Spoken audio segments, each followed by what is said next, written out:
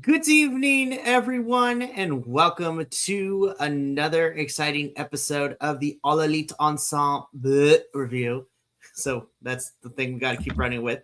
Your weekly AEW Post-Show Breakdown here at BC WrestlePod. My name is Mikey. I am El Jefe of BC WrestlePod. I run the ones and twos, and I lead an incredible group of individuals through our weekly show of professional wrestling. Joining me this evening, of course, is the one and only longtime fan, and now more recently a part of the madness. And I'm glad he decided to stay through it all. But Mr. Benny the Bear is in the house. Happy to have you here tonight, my friend. Happy to be here, Mikey. Greetings and salutations, YouTube world, and wherever else we're streaming. Let's rock and roll. Heck yeah. So it is going to be the two of us tonight to go through this past week of AEW Dynamite and AEW Collision. But before we do, as my lovely friend was saying, we are on the YouTube and we are also on the Twitch and the Kick, where that is where you can find us, and all the good stuff is where you can see our lives and our edited reviews. We also are on the social medias at BC WrestlePod, so where you see our report cards, our previews of the weekly shows, as well as some other fun stuff that goes down, And then on top of that, we have some merch available for purchase, bcwrestlepodshop.fourthwall.com, and ever so often in the Twitch and the YouTube chat. The coffee bot will be there if you want to donate to help us pay for all these subscriptions that we pay for to watch wrestling. It is manageable, but every little bit counts, but no pressure, as we know that times are tough and it is crazy out here in 2026 here in the world that we live in. Alrighty, now that I got out of the way, because I wanted to keep it short and sweet, there was a lot of things that happened on Dynamite and Collision, and I really want to get into it. So I cannot wait to talk about this. So let's just jump straight into it. So let's get into AEW Dynamite, as I am calling it. So you know what? I was like, you know what? This was a pretty paced show, and I was like, by the time we got to the end of it, I was like, wow, that was 2 hours. That was crazy. I was just like, I will say this AEW Dynamite so far this year has felt very purposeful. It's just like, wow, so they not really are overloading the card, not like throwing everything at us, though they reserved that for the main event, which we're going to talk about, because I was just like, oh, Lord, I cannot wait to talk about the main event. But yeah, also Denver, Colorado, y'all my peeps, and we're going to talk about that in a little bit. But let's talk about what kicked off Dynamite, which was this banger of a match. Now, it doesn't say here on the card because I couldn't find it, but this technically was a AEW Continental Championship Eliminator match. Jon Moxley going up against the Don Callis family's El Clone. Again, we are building towards Takeshita and Moxley and their no time limit match for the Continental Championship at Revolution. And by God, I had a good time with this match. I thought it was a lot of fun, and Moxley is just going to continue to beat up people on his way to Revolution, and I'm here for it. Absolutely. I'm always here for a good Moxley butt whooping.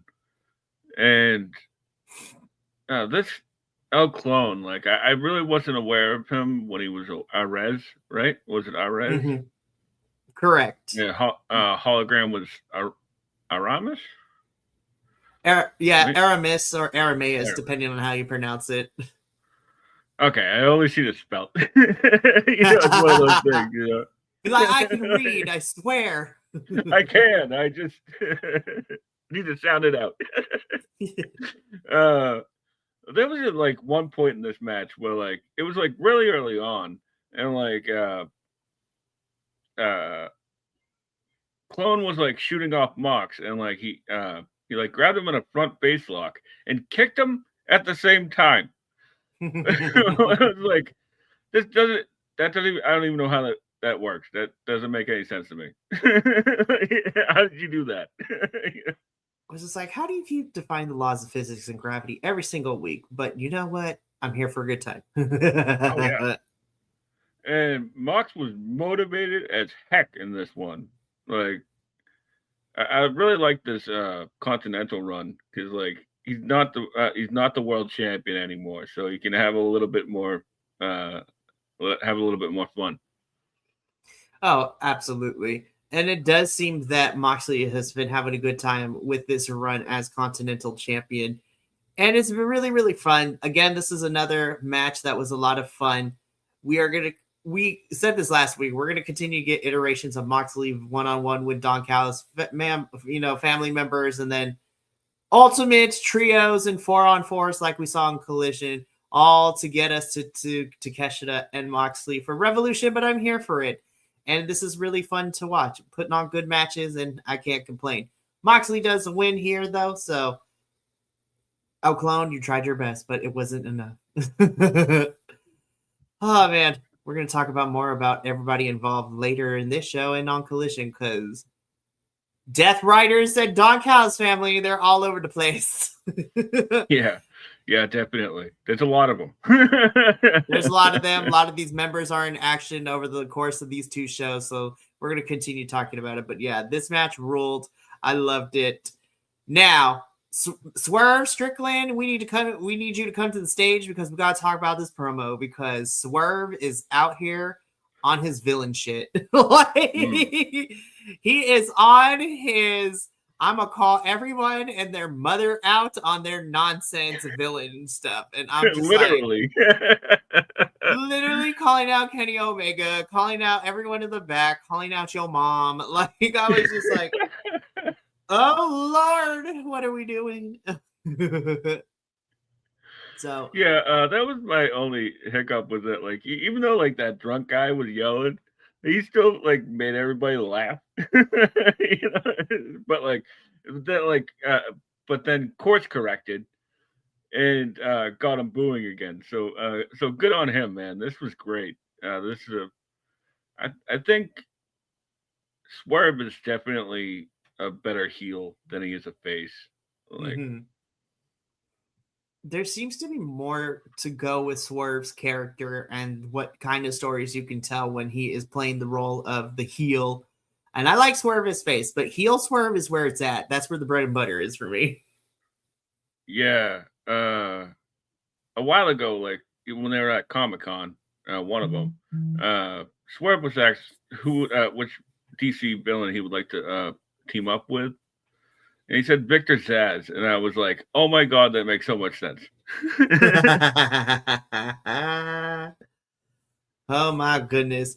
So yeah, Swerve is reclaiming the title of the most dangerous man in AEW. However, my baby daddy Brody King has otherwise feelings about that. And he, you know what? I was just like, look, we are getting Swerve and Brody King at Revolution, and I am not going to complain. And I was just like, yes, Swerve is amazing, and plus I get to see Brody King in action. Tony Khan, just give me everything I want. I'm going to be in attendance. Spoil me, please. I love that they're keeping these two together. Like he was just like as one as a hype man, you know. Like I love it. I do too. I was just like, keeping Bro Dito a thing makes me feel so happy. And nobody had to turn, and I didn't have to cry because they would no longer be tagging together. They are true besties. And both, Bandito, as of right now, is just like, I'm glad that you're hyping up Brody King. And then I started crying tears of joy later when we get there. But we're going to wait until that moment happens, and then we'll discuss. But Swerve and Brody King are on a collision course towards Revolution, and I am looking forward to it all.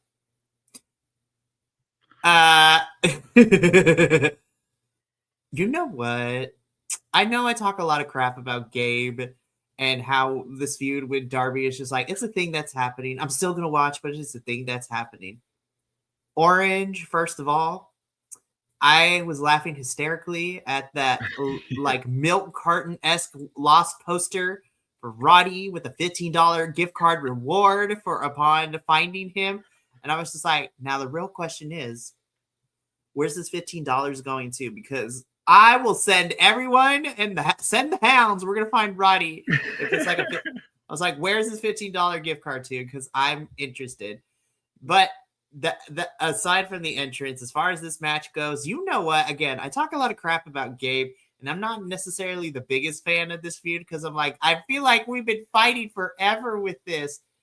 I have to say, this is a really good match too. And once again, it's a testament that Orange Cassidy, don't let the looks fool you. He looks like he is a comedy character, but Lord knows when it's time to turn on the wrestling, this man can adapt and work with anyone. And Gabe, you did Gabe things, but I was here for it.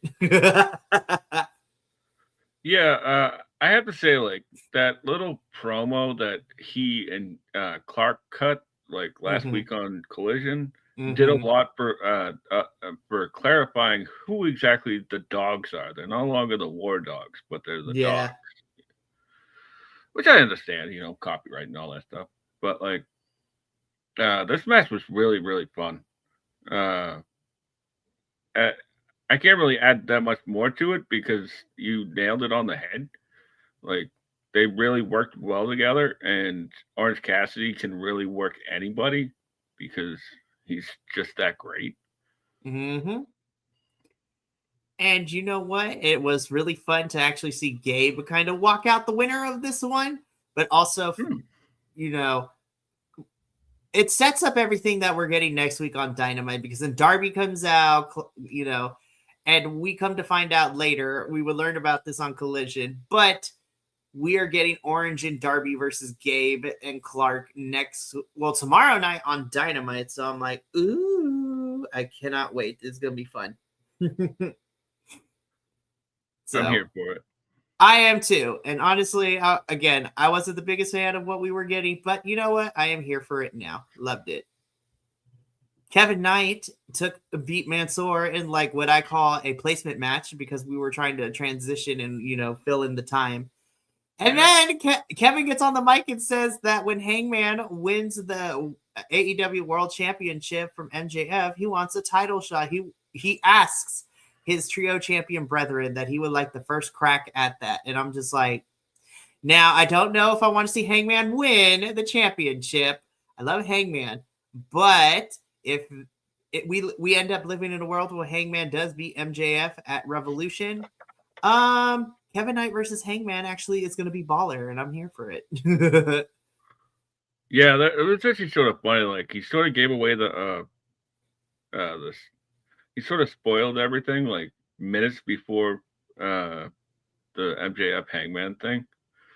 But like, I didn't even think about it at the time, you know, because I was like, but like, one thing I did like was that like the way that he's challenging Hangman for a match, which sets up like you know, a little bit of doubt that that Hangman isn't going to lose, you know. I really like that. It's like it's just a little added layer to the story, and I like that a lot. And Mansoor, oh man, I wish he would be on TV more because he's a really great wrestler. He really is. I will say though, the MXM Collection boys have had a really fun time the last couple of weeks because they've been in Mexico, which has been fun to watch too. Stay tuned tomorrow because Johnny Mundo is Johnny Baldo now because of what happened last Friday. But stay tuned for our review on Wednesday to talk about all that.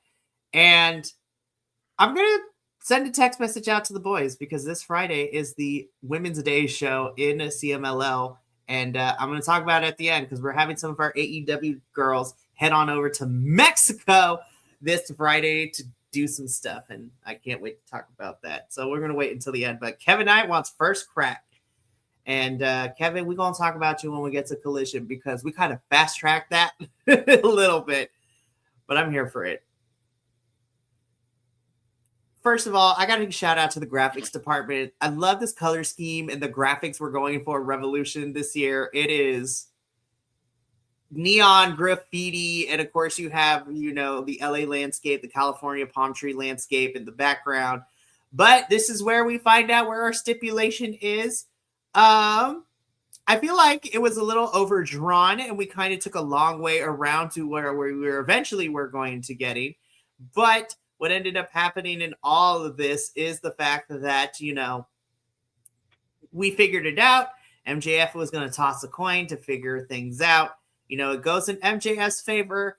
And so that Texas Death Match was off the table.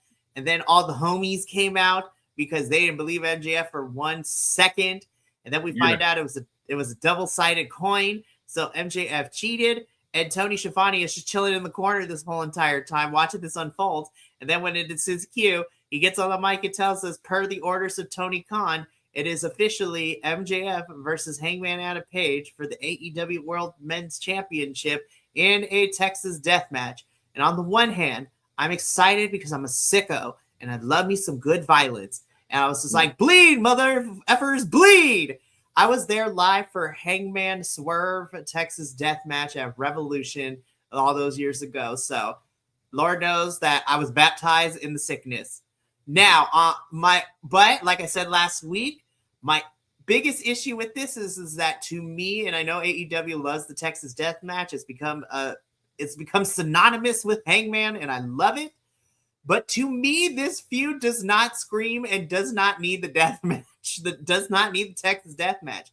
Now, if we want to do a last man standing, if we want to do a street fight of some sort, then I'm here for that because, to me, the ego is what is at the crux of the story. MJF has never been able to beat Hangman in his entire career in AEW. Hangman is always going to be the people's champ. He is, I don't even want to say he's the underdog in here. To me, it's funny to say this, but MJF to me is the underdog in this feud right now because MJF has more to prove and more to lose. Now, Hangman losing means he can't challenge for the world championship, but he could turn heel and then go back on his word, and that's how we get out of that mess. And that is what you have said on numerous occasions, Betty. But to me, MJF kind of needs to win this Texas death match to finally get a win over on Hangman, and which would also credibly be the better story going out of the Revolution. But we'll see what happens with all of that. I'm excited, but I feel like Texas death match is not needed for this feud. Yeah, it's become sort of I wouldn't say a crutch, but like it's something that, well, I guess it's a crutch. It's something they lean on. And it seems to happen in almost every Hangman feud, right? Mm-hmm. Like, which isn't a bad thing, but like, figure out, I don't know. I like it, but it does seem a little stale. But like, I love this whole segment because you knew Max was up to something. We all knew he was up to something. And then he had a two-faced coin, and I love it that like he was just like, all right, bye. And then like it goes to he tried to Scooby-Doo villain his way out of there, and the homies were like, nah, bruh, let's see this coin. Oh man, that was played out perfectly. I will say I appreciated that from like a storytelling perspective because like the wrestlers as characters, they're not stupid. We know this is Max. He's gonna pull some shenanigans and some tomfoolery, and so it's just like, girl, get your ass back. Like, and yeah, again, I'm still excited for the match. Everybody's going to be bleeding everywhere. There's going to be all sorts of shenanigans, and we'll see how that all goes down. But I'm still excited for it. I can't believe I'm saying this. AEW, let's pump the brakes on Texas Deathmatch. Let's like wait a couple months, maybe bring it back. I don't know, at Wembley if we need to. But let's put a pause on it because we got a lot of Texas Deathmatch since July. It's been crazy out here. So, yeah. It's not even in Texas. It's in Los Angeles. I know. Just call it a bloodbath. Like, it's crazy. But right. For reals. Blood in, blood out. We're in Los Angeles. We are good. But then again, we don't want MJF and Hangman coming in and hoopties and everything because then I will yell cultural appropriation in the middle of the Crypto.com arena. But it should be a good match, and I'm looking forward to it. But we got to keep this going because... Yeah. Damn, Penelope. Damn. Girl. We were on a good run. We were doing good things. God damn. Is the best way to describe this match. God damn. Yeah. You could tell that they scrambled. They had to change the ending because Penelope got hurt in the middle of this match. I'm like, damn, what a shame. Yeah, she's wicked tough though. Like, cause like she cut a promo with Megan and Lena like backstage after the show. Like, I guess it's not that big of a deal because it's like the arm, but oh wait, no, it's her ankle, right? Or ankle? Yeah, it's in her foot again. Yeah. Oh man, no luck, girl. I've already said enough about this on social media, so but like this match started off great, and then it didn't. But they did a really. I thought they actually did a pretty good job about like covering. Mm-hmm. I don't mind a DQ finish, especially in this situation, because absolutely. nobody should be trying to compete while they're injured. Like, I'm looking at you, Rick Knox, last week with Ishii. Ooh. Right? Like, how many times does this have to happen with this one, the same guy? But like, I don't know. It was great. It was I'm looking forward to seeing where everything heads right now. Oh yeah. And I mean, of course, we have options. Lena Cross is here, so we can get Megan and Lena teaming. Marina Shafir is still in orbit, so that's always a possibility. Though I am excited because Tony Khan, there's one match that you might be planning for a Revolution, and I need you to confirm it for me so I can cry tears of joy again. But we're going to talk about Marina in a little bit when we get to Collision specifically. Also, Tony, I need you to put the social media promos on the program because my God, that Marina Shafir promo after Collision, I was just like, there she is. There's my bae. There she is. This is what I wanted. And we're finally here. Can I ask you a question? Yes. Did you see it? I did. I was like, ah! Well, I was like this. I was like, there's only 4 hours of TV. That's also very true. That's very true. But still, I'm just like, I was like this. After I watched it, I was just like, yes, Marina. Yes. Yeah, that's the Marina I want on television, to be honest. God, finally. I was just like, we've been building it up slowly, and now the floodgates are open. Let it rip. But yeah, so Babes and Wrath still retain. Penelope, you are one tough broad. We love you, and hopefully you won't be out for too long. So. Oh, man. Listen, first of all, Denver, I said it at the beginning of this episode, Denver, Colorado, you are my peoples. Fuck Don Callis, fuck Ice 2. There we go.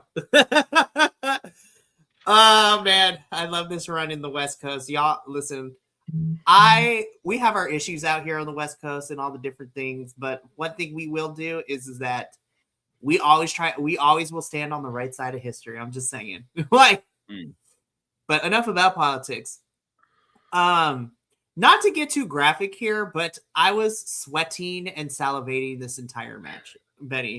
Like, I was just like, this is my meat match of the night. And like, this was a Haas fight, and I was like, I need more of this, please. Can we get like more Haas heavyweight fights like this in AEW? Because this shit ruled. Like, my God.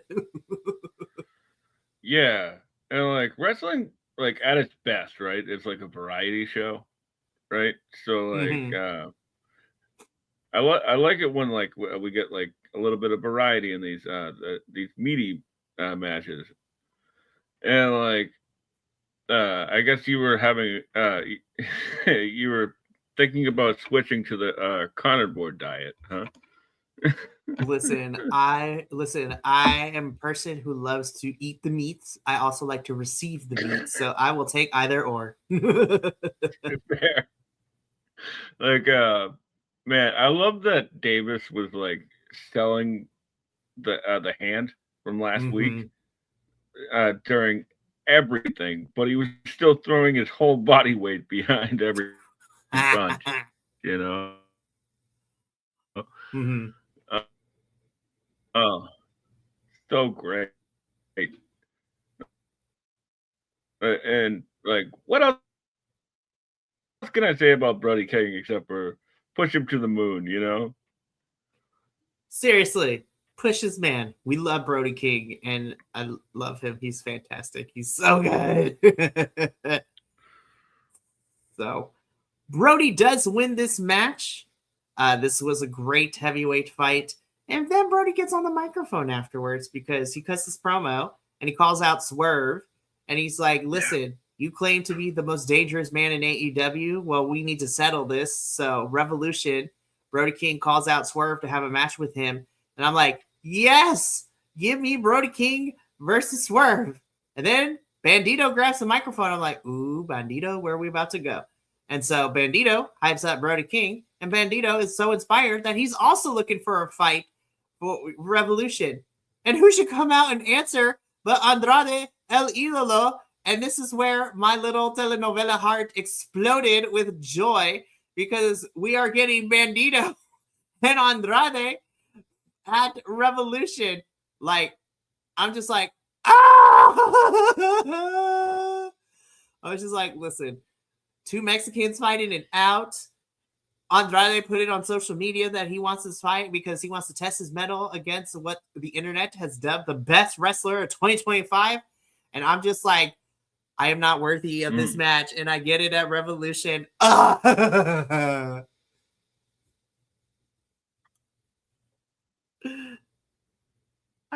cried.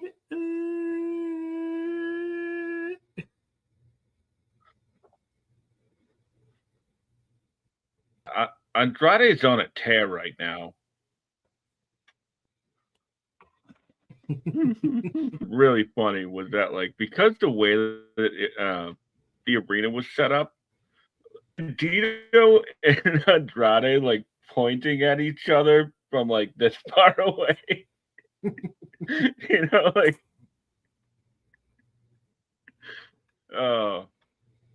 it's pretty. I'm so here for that match, though, man. Like, Andrade is really on a tear right now. And we really haven't seen Bandito work in AEW since the match with Max. So, like, this is going to be a barn burner for sure. I am spoiled. I cannot wait. And I am mucho excited for Revolution. I was already excited for it, but now I'm even more excited. This is going to be fun. And I can't wait for these matches to happen at Revolution. But we do need to keep on going because the girls are fighting. Specifically, Okada is trying to make Takeshita jealous by taking the bestie. This is some high school level drama, and I'm here for it, Benny. I'm here for it. Yeah. This story has Kenny Omega's fingerprints all over it, you know? I love it. So, Okada says that him and Fletcher should team up on Collision. And I was like, I see you, Okada. Takeshita's going to have words with you as we get closer and out of Revolution. But yeah, so we're going to see Proto-Okada together on Collision, which we're going to talk about in a little bit. But I'm just going to, the next couple of slides, I'm going to just play it. And then we're going to discuss. So this was our main event. And this was the Mile High Madness, Anything Goes 5-on-5 match. This is FTR and The Demand versus Jungle Jack Perry, the Young Bucks, and then Dez and Zachary Wentz of the Rascals. I'm just going to let this picture be right here. We're going to take a couple of moments to just take it all in. Okay. We got Anarchy in the Arena on free television is basically how I sum this up. Right? Like, this was Rashida 5-way tag in the best way possible. Just pure madness, pure chaos is the best way to describe this. I don't have any notes on this because everyone was everywhere and everyone was doing things, and my brain was trying to keep up with everything, but my God, I was entertained and I loved it. Yeah, I actually only wrote down like two things in my notes because this was so damn entertaining that I couldn't take my eyes off of it for a second to write anything down, you know. And but what I got was the Stoke spot, like him in the wheelchair at the top, and uh, that's why they've been saving Myron is just to have that spot, you know. Ooh, He that's so came in beautiful. and cleaned house, and So beautiful. I understand why, because Myron is a cut above the rest.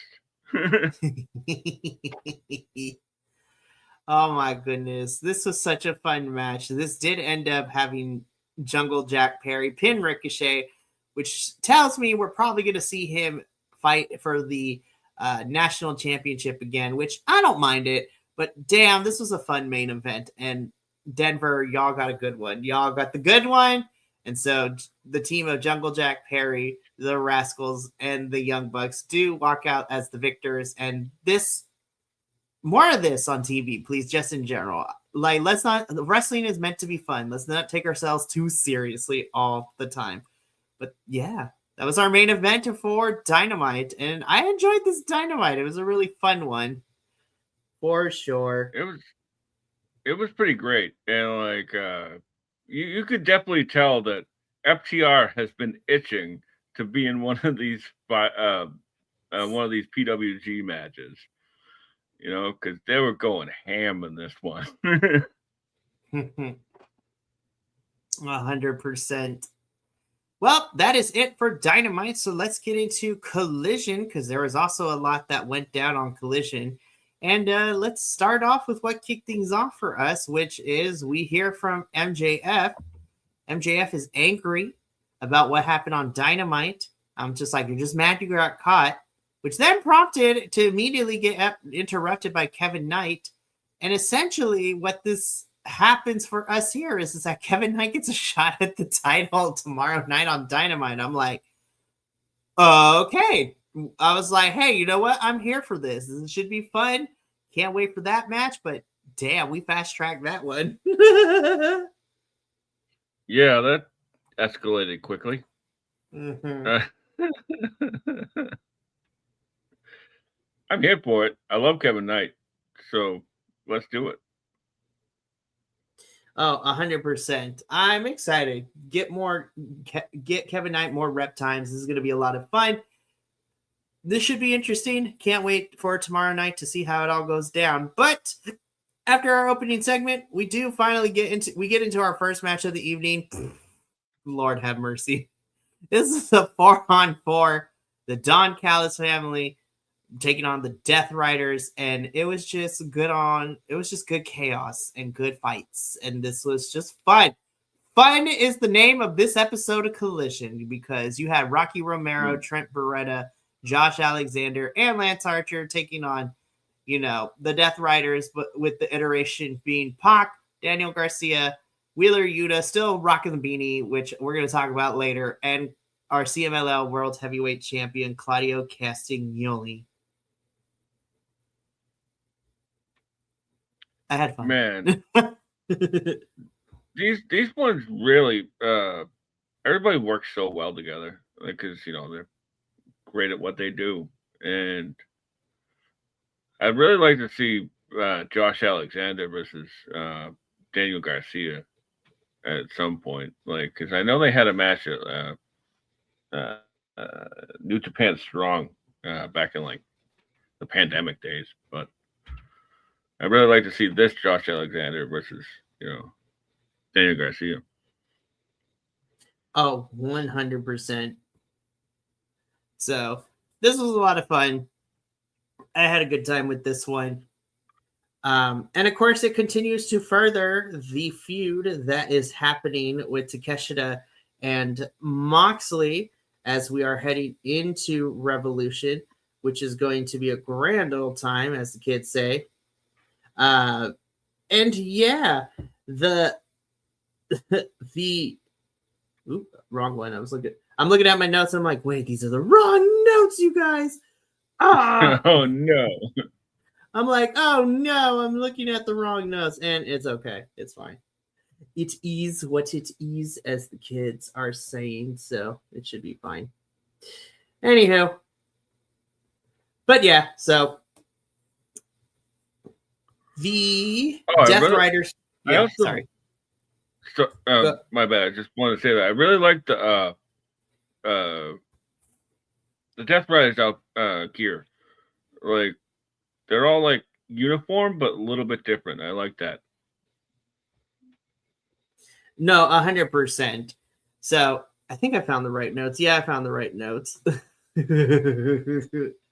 So, but yeah, Takeshita gets on the microphone, doesn't say anything, and just beats up Moxley. I was like, facts. It's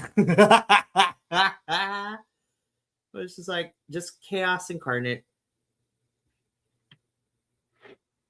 Chaos incarnate. Alrighty, Let's keep this going because we got Collision. Also put a lot of stuff in here. I'm like, you just have lots of wrestling to talk about. Yeah, that's usually how Collision goes. Yeah, that is also true. I'm not saying that it's Tommaso's fault or it's the graphics department. I was just like, damn, you look so tanned. Like, we need to stop taking tanning advice from Bronze Breaker. We need to stop it because we be looking really dark out here, you guys. It's crazy. But this is a tune-up match. Tommaso Ciampa versus Jay Lethal. Tommaso wins. Betty, I'm pretty sure we have to be getting Tommaso and Fletcher at Revolution again, right? Like, that's where we're leading? I think it's going to be Briscoe and Ciampa. Ooh, I'd be here for that one. Briscoe had cut a promo like right before this, asking Ciampa to get his win back. Let me sign me up with that, though. Sign me up with that. And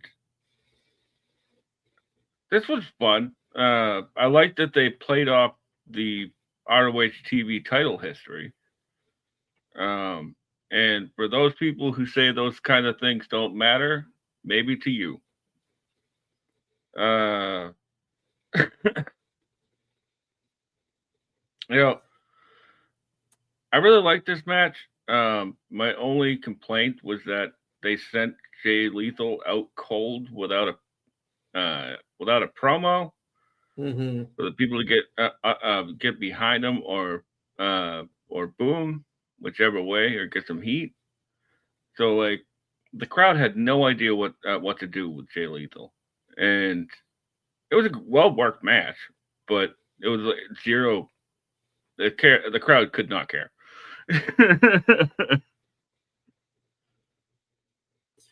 Yeah, I'm just like, I love Tommaso, but I was just like, it was here. I still enjoyed it for what it was.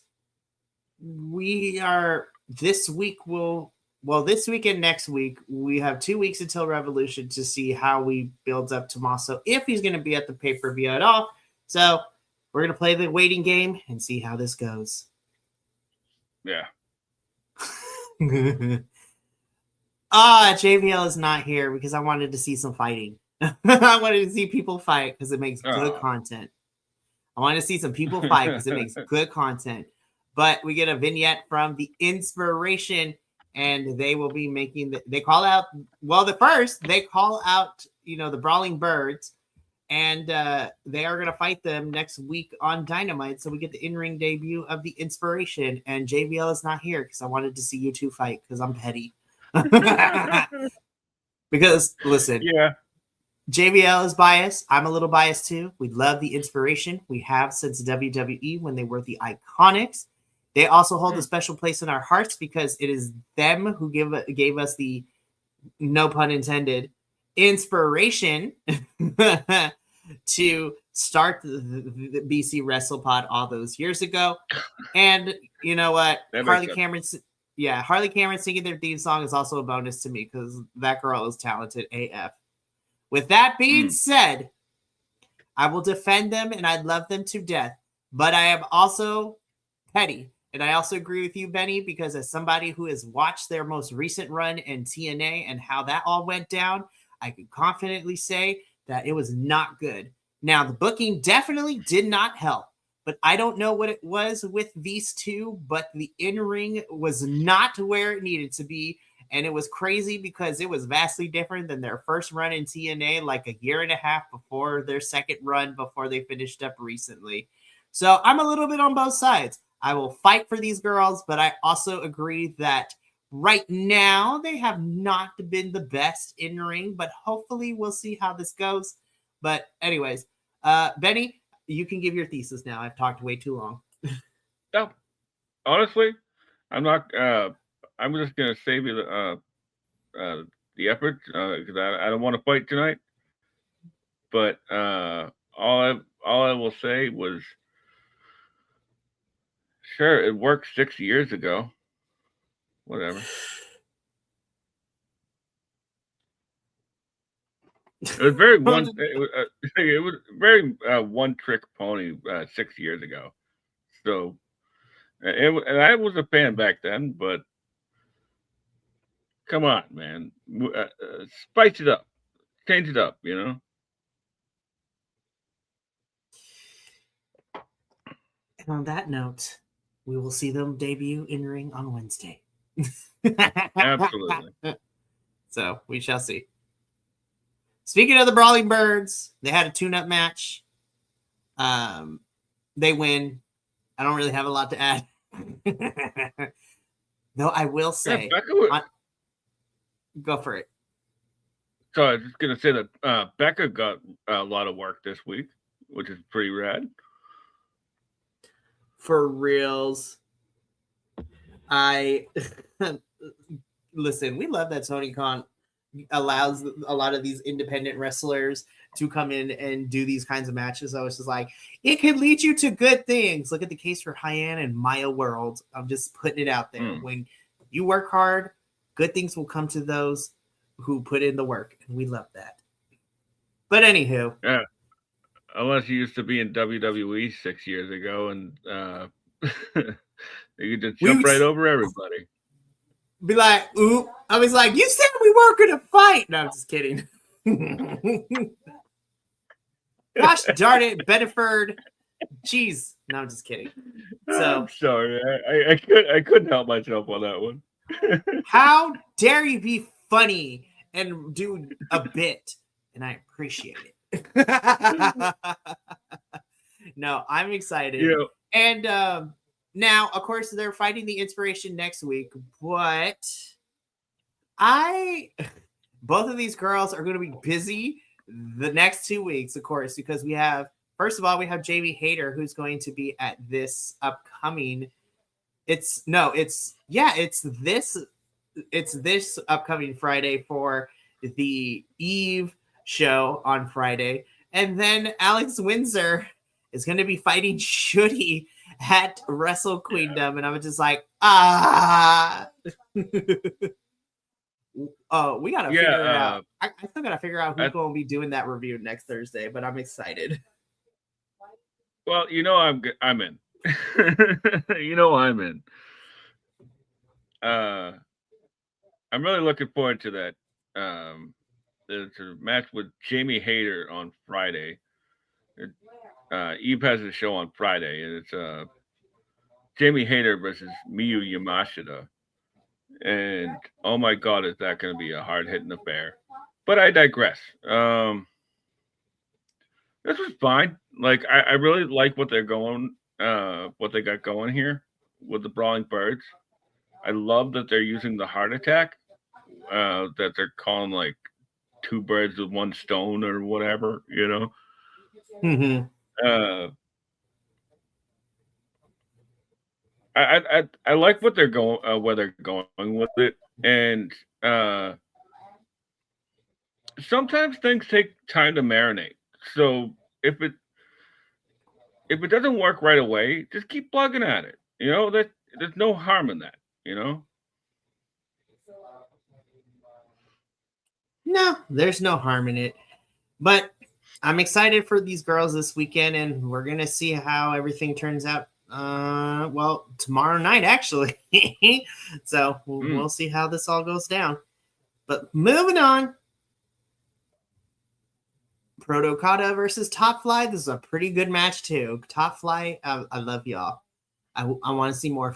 I want to see more for you, but we knew what this was, and I still enjoyed it. I do appreciate this. Yeah, they seem to be found their place on the card, and that's fine. But this match was really fun. Like, you get Okada doing Okada things, and Fletcher being a jerk, and there was like a Canadian Destroyer that I think Kyle had hit on Darius, and like the sell on it was absolutely ridiculous. Like, I love the Top Flight brothers, the Martin brothers. They're so good, man. They are, and this was a lot of fun. This was a fun match. I agree with you. This was to get Proto Okada over. Well, I don't even want to say over, but it's taking the next steps in the Takeshita Okada feud. It is crazy out here. But what makes this even crazier is what happened after the match, because of the fact that, Jet Speed come out and they challenge. Well, because Proto Okada said that they're the best tag team. Jet Speed has a different opinion, but then this ends up being a challenge for the Trios Championship, because Speedball challenge is Proto Okada to find another person, and they will put the Trios Championships on the line. I'm like, what is happening right now? I was like, whoa, okay. I was like, all right then, here we go then. Yeah, I like that everybody is sort of like mixing it up with everybody right now, and at least on the men's side, it's pretty good. I like that. I forgot to say this about the world title scene, is that like you got your world Hangman's like challenging for the world title, but there's like a whole bunch of people like just on the boil that like could challenge Max at any time. It's really great. So I'm excited. Whenever we're going to get that Trios Championship match, I look forward to it. Should be a lot of fun, and I cannot wait. So we keep it going. Yeah, like I said, this is what happens. We love it. Zeta Steel, the girl you are. In your short time of being part of AEW, you get to fight Timeless Tony Storm. I'm like, girl, this resume is going to be looking great for you. But we get Timeless Tony Storm versus Zeta Steel. This was also a lot of fun. The match itself was really, really good. Benny, I do want us to talk about it a little bit before I go into the next picture, because the next picture, it made me laugh hysterically. But what did you think of Tony Storm and Zeta Steel? I thought it was really good. There really wasn't much to it because it was sort of like a 3-minute squash. Like, Zeta is somebody that was on everybody's radar before the WWE ID thing. Mm-hmm. So like it's not a surprise that like she wound up where she is. And going from Tubi to TNT, not a bad upgrade. Not a bad upgrade indeed. Timeless Tony Storm does pick up the win here. Marina Shafir does jump her, which was fantastic to watch because we're continuing that feud. Wheeler Yuta tries to get involved, and I'm just going to let this picture be here for a little bit.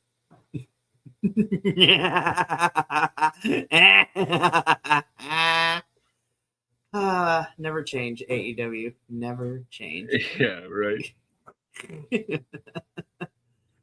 Be like, he is shaven and it's actually looks really good. I'm not gonna lie. I was like, yes. Not gonna lie, looks a lot better than Johnny Mundo's. And I could say that because I watched it all. Yeah, I love that they were milking this for all it was worth, and they didn't let it go on for too long. You know, Nope. you gotta know it's all about timing. You know. So this was fantastic. And we already brought it up earlier, but the Marina Shafir promo she cut on social media, it seems we might be getting Tony and Marina Shafir at Revolution.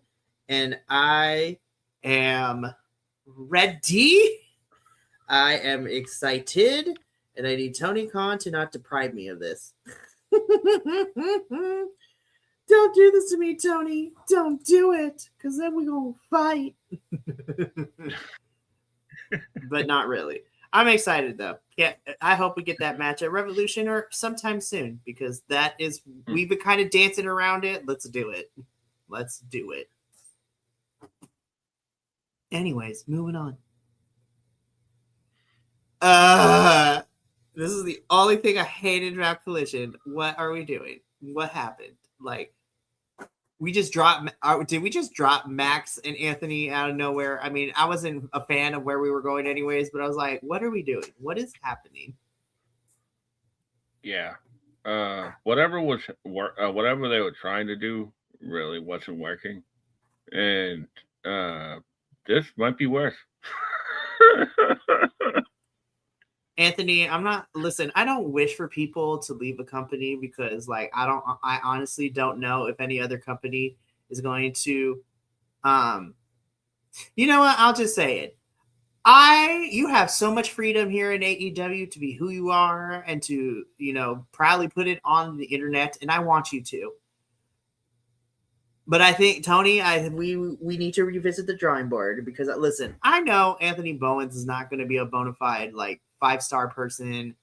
Like, he's a good wrestler, maybe the mid card. I would like to see him a world champion when we get him up there eventually. But I feel like he's been in AEW long enough. Tony, what are we doing? Listen, the Acclaimed will forever be a thing that happened, and I love the Acclaim, and that was a really fun chapter of AEW.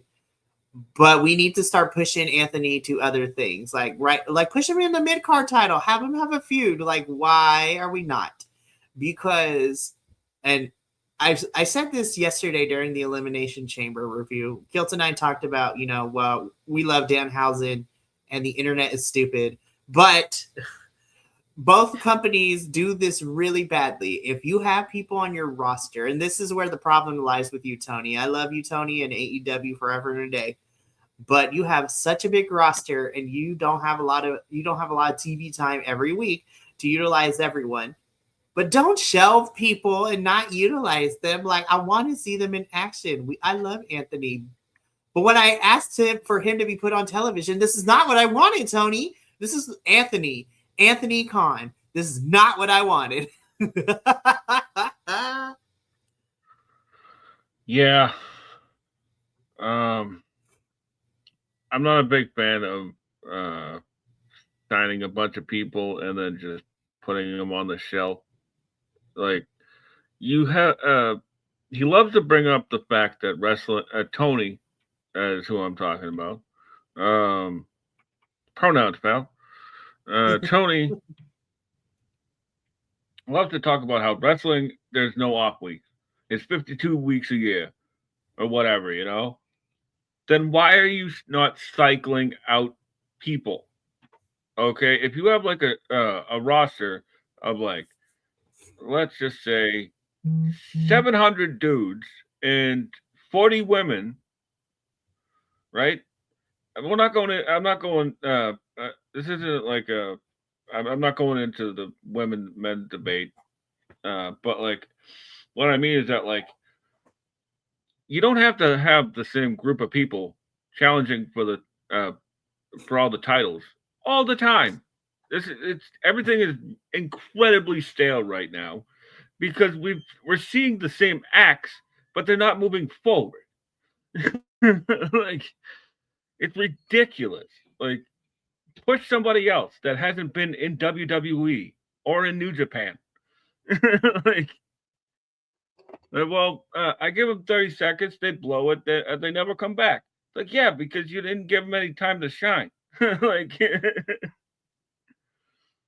I don't know. But like my point is, like, I love Bowens, I love Max Caster. Hook, I'm still on the fence about. Like, I've always been sort of on the fence about. Like, I think he's an alright gimmick.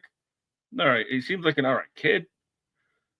But like, why is he doing Taz stuff? Like, he's not Taz. Like, it doesn't make any sense. It's like a tribute act. Like, it's just a cover band with a bad haircut.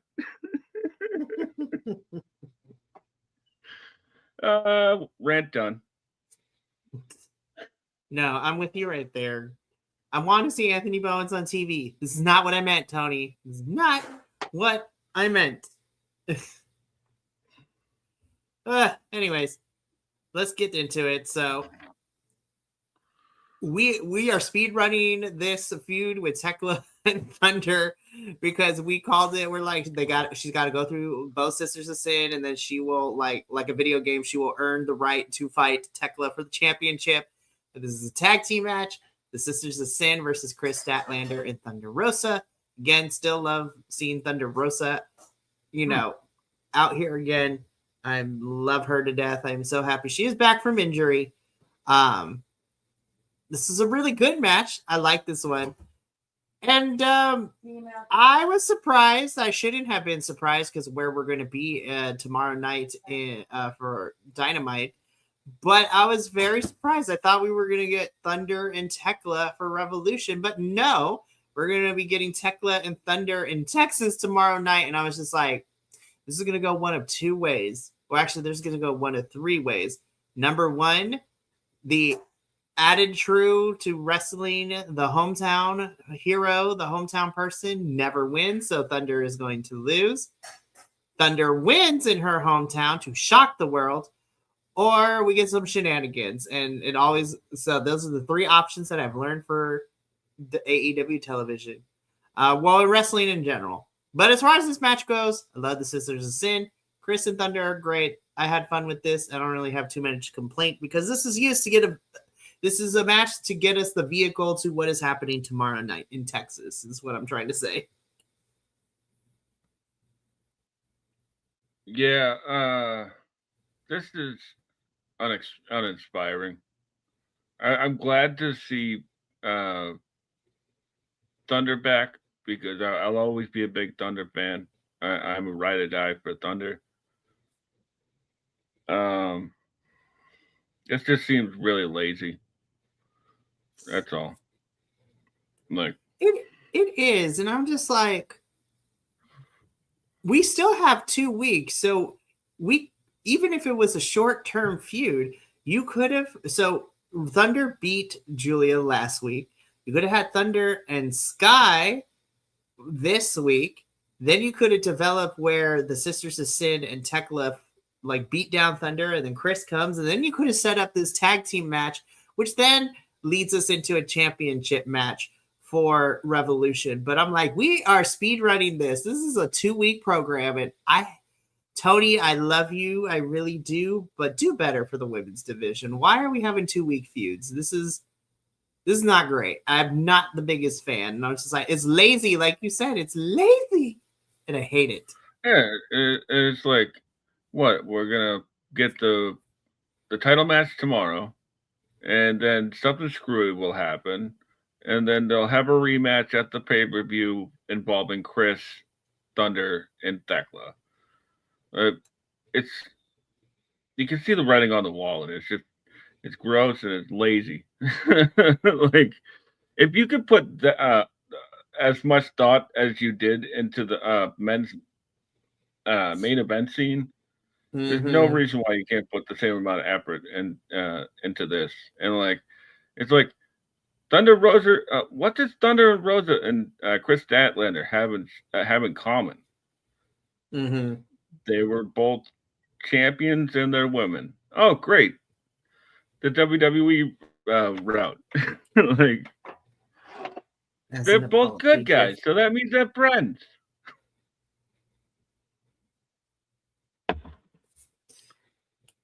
It's Oh, lazy. anyways, I digress. Yeah. Lazy. It is what it is. So that is it. Do better, Tony. Do better. So Yeah. we're getting this match tomorrow night, and I'm just like, I'm so mad. I wanted to see Thunder and Tekla fight in Los Angeles, but whatever. All right, let's keep it going, because woo! We go from that to this.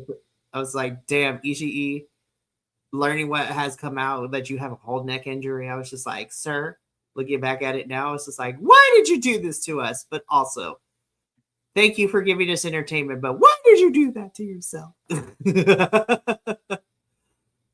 But damn, this was a fun main event. Ishii, El Idolo, fantastic stuff. Loved it. No complaints, no notes.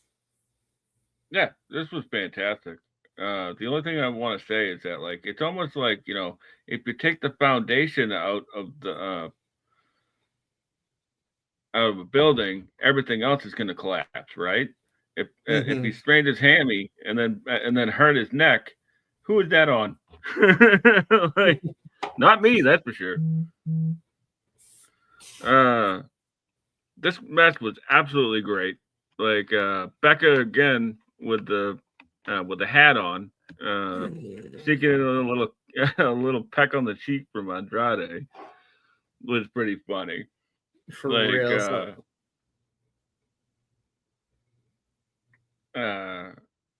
And even he was like, "Well, this was crazy," and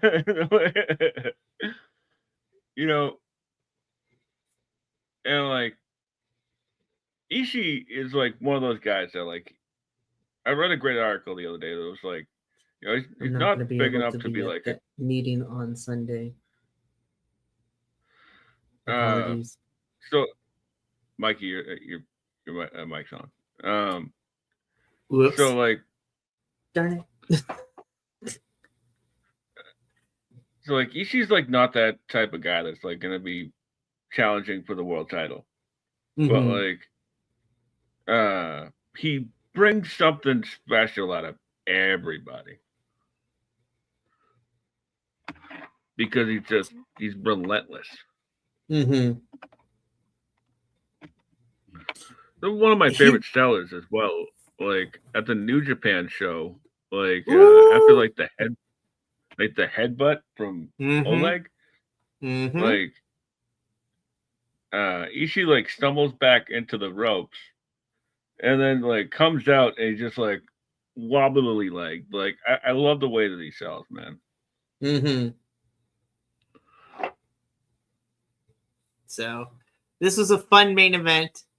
Andrade wins this, and of course, again, the Bandito and Andrade match is officially made for Revolution, and I'm crying tears of joy. I was like, honestly, I think this is my match I'm looking forward to the most so far at Revolution. Now, we still got 2 weeks, so who knows what AEW is going to have in in store for us.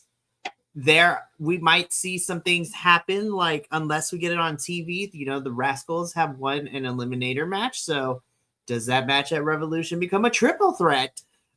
Do we see FTR and the Rascals fight before Revolution? So we probably are going to get we're going to get Jungle Jack Perry and Ricochet. Who knows what we're getting for a women's championship match? Like, do we get a tag team match? Do we see Willow defend the team? There's so many options here. And we got 2 weeks, so I'm very interested to see where Tony goes for Revolution, not even going to lie. But that is it for our post show for AEW. Before we do our regular sign-off, the AEW crew, or at least the talent in AEW, especially the women, are going to be super busy. And why, do you ask? Well, This Friday, CMLL is hosting their International Women's Day show. So it is the La Noche de Amazona. So there is the Night of the Amazon. So the show this Friday for CMLL is all women's wrestling. But it's not just the CMLL talent. We are getting a really fun crossover because not only do we get to see some of the Stardom girls come on over from Japan to Mexico, and it's not just like the cool, I'm happy to see them. No, these are some legit girls. Like we have Micah, Starlight Kid is gonna be there, and I'm just like, oh, we pulled some fucking heavy hitters for this one. But that's not it, because we also have some of our AEW girls coming on down to Mexico this Friday to work some matches. So I'm excited because part of this includes Mina Shirakawa is going to be down there. She's going to have a match. And I am pulling up the card because I want to make sure I get this correctly, because it is going to be a crazy card already, because it is CMLL, AEW, and Stardom all jumping into the mix with this one. But Mina Shirakawa is going to be there this Friday. The last time we saw Mina was when she was part of the Women's Amazona Grand Prix over the summer, which was fantastic. But Mina Shirakawa is going one-on-one with CMLL's Zooxies, so that match is going to be crazy fun as well. But then in what is being touted as the Battle of the Meats. This is going to be crazy. So get ready for this one, Benny, because we have going one-on-one CMLL versus AEW. We have the Megasis, Megan Bayne, making her Arena Mexico debut.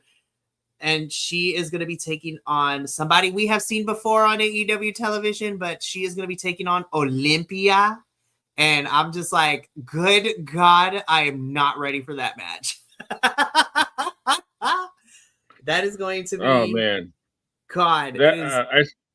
Big, meaty women. Love to see it. So I actually saw that one, that graphic earlier. And I was like, wow, that's going to be incredible. And I'd also like to add, if it's all right, that on Sunday, Pro Wrestling Eve, actually Friday and Sunday. Friday is a show called Women Behaving Badly by Pro Wrestling Eve, which is a feminist punk rock British wrestling promotion. And Wrestle Queendom, which is Sunday. I'm getting ahead of myself. Friday is Women Behaving Badly. And already signed for the card is Sapphire Reed and Fury versus Azumi and Alex Windsor. God, that match is going to rule. And also Jamie Hayter versus Miyu Yamashita, which I mentioned earlier in the show. This gets one of these because I'm like, bitch, let's go. I was like, girl. Yeah. This is going to be. There's going to be a lot of wrestling this weekend. A lot of wrestling. That match in particular, they're going to hit hard, and I'm here for it. And then to kind of close it all out, Mercedes Moné is back in Arena Mexico. She will be defending the CMLL Women's Championship against Persephone. So that should also be a good match. Lots of good wrestling, lots of women's wrestling this weekend, and I am so looking forward to it. This is going to be good. This is going to be, as the kids say, this is going to be good shit. Yeah. So lots of stuff out there for everyone, but so I'm excited. I was just going to say on Sunday is Wrestle Queendom, and the top 3 matches are Chris Statlander versus Charlie, the formerly known as Dakota Kai. Can't wait. As we found out on the New Japan New Beginnings USA show, Shuri and Alex Windsor is going to be facing Sherry for the NJPW Strong women's belt. And Harley Cameron versus Amira Blair in what is sure to be an absolute I don't even know what to expect from that, actually.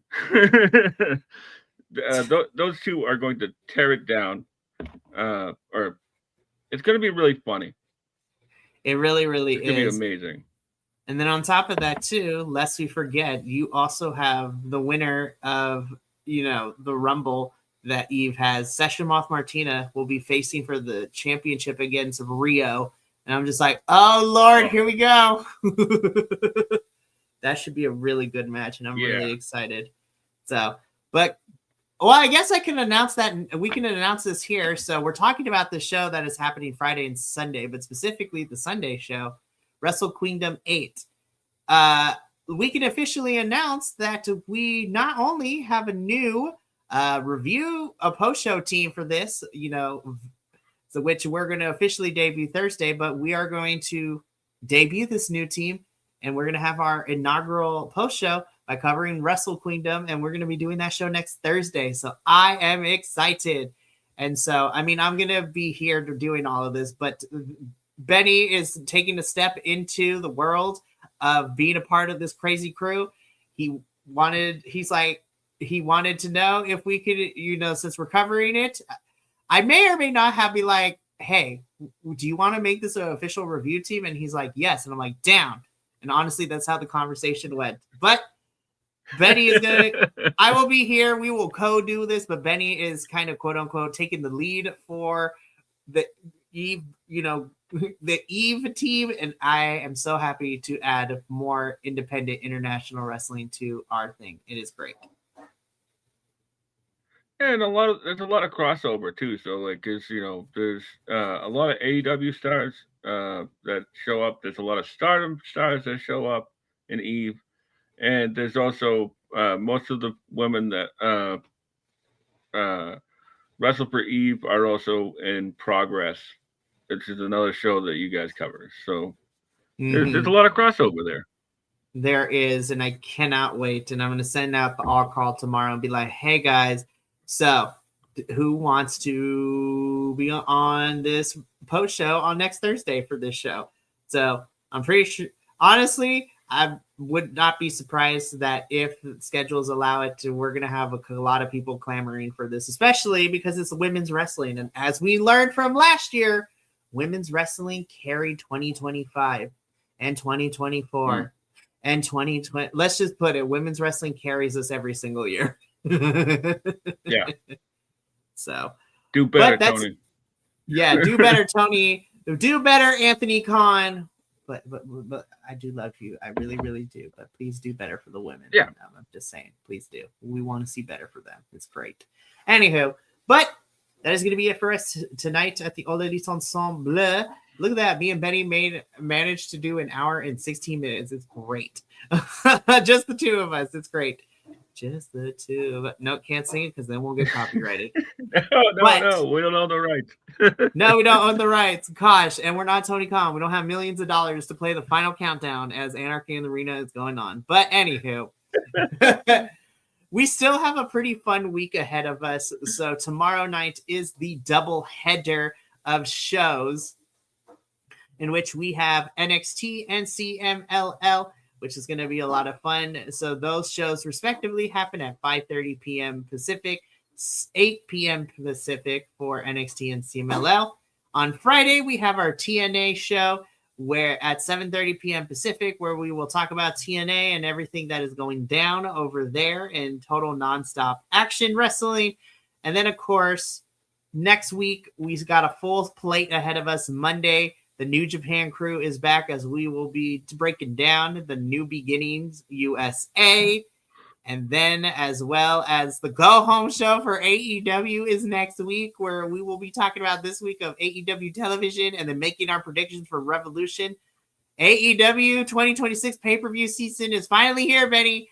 We've been 2 months without a pay-per-view, and now we're jumping straight in because Lord is going to be a pay-per-view every single month all the way until the end of the year for AEW. And we are almost at the end of our predictions league too, because Revolution and Dynasty are on the horizon. So who is going to end up taking the top spot at the end of those two pay-per-views? Well, you're going to have to continue to tune in every single Tuesday to find out. But for myself and Benny and the rest of the BC WrestlePod crew, remember, take care of yourself, love one another, stay iconic, and more importantly than anything, you always deserve to finish your story. We'll see you tomorrow for our doubleheader of NXT and CMLL. But until then, sayonara, adios, and until next time, peace.